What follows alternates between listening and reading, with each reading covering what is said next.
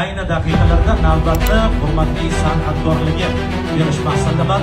Bugungi kechamizga, bugungi tantanamizga aynan muhtaram to'y egalarining takliflari bilan O'zbekiston Respublikasidan Farg'onadan Shoboz xonanda ajoyib ijodkor, ajoyib iste'dod egasi Asalxon Jo'rak tashrif buyurganlar. Bugungi kechamizda eng go'zal va barchaga maqbul bo'lgan chiroyli qo'shiqni ijro etishib, siz aziz Shoboz xonanda Asalxon Jo'rak Moskvaga to'yga xursandchilikka tashrif buyurganmiz.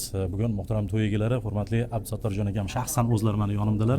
Biz niyat qilgandik, Asalxonni bir kuni Alloh nasib qilsa to'y qilsak taklif qilamiz deb, mana bugun shu kunga yetdik. Mana Bizga bildirilgan ishonch uchun katta rahmat. Dog'lari gullar ochilmasa, gullari har yonsa ochilmasa, Avu toshlarning chiroyi nola gul ohu bilan bola bola to'y bola shirin bola shu bola bola bola to'y bola shirin bola shu bola necha kunduz ko'zim sening yo'lingda ko'pmaydi yo'qdi